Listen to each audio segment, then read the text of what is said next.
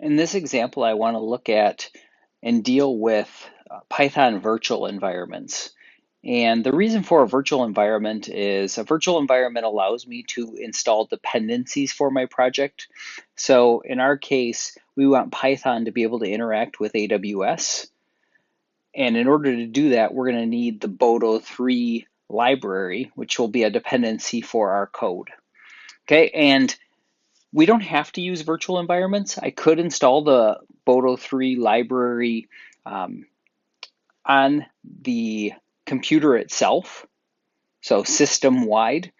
But the problem with that is, let's say I was creating a bunch of Python scripts, or I had a bunch of Python projects. Let's say I had 10 Python projects, and the first 5 of them required version 1.0 of the Boto3 library. And then the second 5 projects required the version 2 library, or the version 2 of the Boto3 library. I'd have a versioning conflict in terms of what my Python projects actually need if I was just relying on the system-wide installation of Boto3. So what I can do with a virtual environment is I can create a virtual environment per project and install my dependencies there so that I have project-specific dependencies. So I'm not looking at the system for those different libraries that I'd install. Okay, so I want to look at how we do that in Visual Studio Code. Okay, so the way I'm going to set up a virtual environment in Visual Studio Code is I'm going to be in a terminal window. Okay, so my terminal window right now is in advanced scripting, but my actual, interesting, let me close this one, kill that terminal.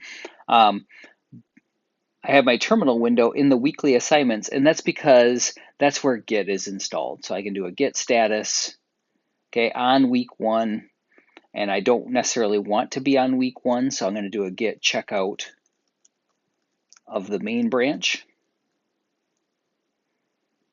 Okay, and what I want to do is I want to do a Git pull, and I'm going to rebase the origin, and I'm going to do that on the main branch. Okay, so now I should be up to date. So I'm doing a Git pull, I'm rebasing my main branch from the GitHub repository. Okay, and let's go ahead and now set up my virtual environment. And the way I'm going to do that is I'm going to go to the View menu and the Command palette. And because I have the Python extension installed, you're going to see a Python create environment. Okay, and I'm going to go ahead and create that environment. And I'm going to create that venv virtual environment in the current workspace. And then I'm going to use this path. And you'll notice it creates this .venv folder. Okay, so it's setting it up. Okay, looks like it's all set up there. When I do that, if I want to actually use that virtual environment, so it's great, I want to use the virtual environment, I want to use it in my terminal window. Usually what I will do is I will kill this terminal, and then if I launch a new terminal, you'll see that that virtual environment is actually selected. And the way I see that it's actually selected, I have to activate it, and it'll be activated by default in Visual Studio Code. You'll notice the script that it actually ran. So it runs the source command along with this path to activate the virtual environment. Okay, so the virtual environment is activated inside of this terminal window. And because that virtual environment is activated, what I can do then is I can use pip3 to do an install of Boto3 into my virtual environment.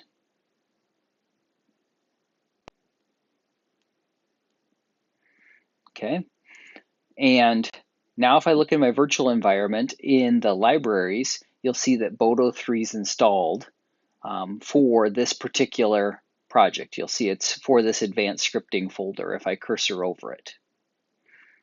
Okay, this virtual environment is all the libraries and the dependencies that this project would need in order to function correctly.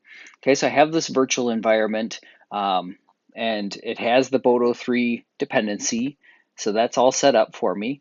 What I will say though is that this virtual environment folder, this venv folder, is not something that I'd share with other developers, meaning I don't have to share it with them.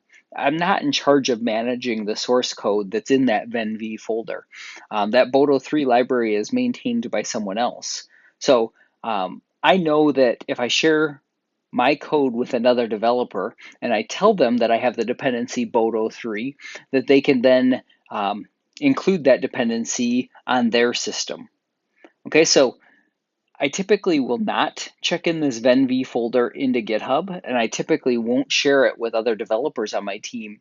But what I need to be able to do is I need to be able to communicate to other developers what dependencies my project has. Okay, so the way I do that is if I do a pip3 list, I can see the dependencies that my project has. Okay, that lists all the dependencies, although that's not necessarily what I like to use. If I do a pip3 freeze, it gives me a different format saying here's the libraries that I need and their corresponding versions. And if I use that freeze command, what I can do is I can actually generate a text file that I can then use to build my own virtual environment with the dependencies included. Okay, so if I clear this and I use pip3 freeze, but I actually take that output and redirect it to requirements.txt.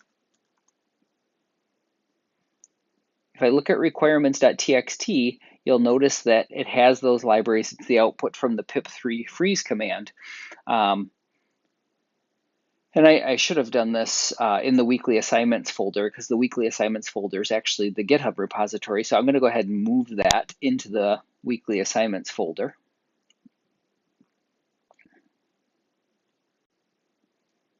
Okay, so now it's part of the weekly assignments folder. It's not just at the advanced scripting level. And the reason I did that is because I actually want that requirements.txt file to be committed into GitHub. So I'm going to change my working directory into my GitHub repository directory. And then I should be able to do a git add of the requirements.txt file. I should be able to commit that file with a message, added the requirements.txt file to allow venv environment creation. Okay, and then I should be able to then just push that on the main branch. Okay, so now my requirements.txt is on the main branch. What I can really do with the requirements.txt file is, let's say this venv folder disappears because that's not part of GitHub.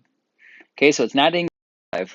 I clone this repository from GitHub. It doesn't have that virtual environment, so now my code won't work because I have the dependency of Boto3. It still thinks I have this virtual environment, so I'm going to go ahead and deactivate my virtual environment. Okay, so I'll clear my screen. Now I'm just in a generic terminal. And what I'm going to do is I'm going to use the tools in Visual Studio Code to recreate the virtual environment. And then this time, I want it to actually use the requirements.txt file to say, oh, when I create the virtual environment, there are some dependencies in order for this project to work. Okay, so the way I'm going to do that is I'm going to go to the command palette. I'm going to create an environment. I'm going to create it using a venv virtual environment. I'm going to select the interpreter. And now you'll notice it says, hey, do you want to install some dependencies? I notice there's a requirements.txt file, and I could just choose that, and it'll go ahead and automatically grab those dependencies that are in that requirements.txt file. I'm actually going to skip that for the time being. So if I wanted to, I would check it and say, okay, but I'm going to skip it for the time being.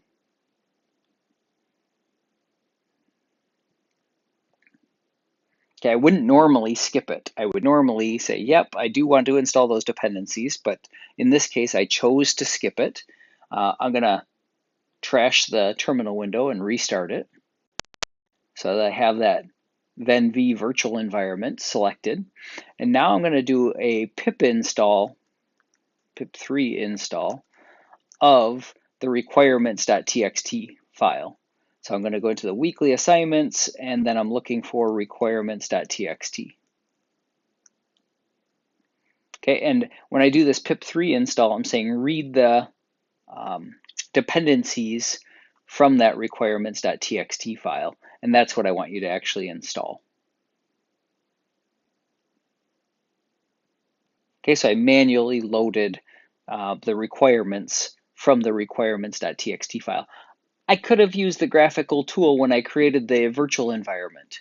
Okay, that would have been perfectly acceptable. That's probably how I'd normally do it. I just wanted to show you that you are able to load those dependencies from the terminal window as well. Okay, so either way is okay. Okay, so now we have our virtual environment, we have our requirements.txt file based on the fact that we installed the Boto3 library, and then we did a pip3 install of those requirements, and now if I look in my virtual environment again, I should see that Boto3 library. Okay, so that's how I'm going to use this Python virtual environment.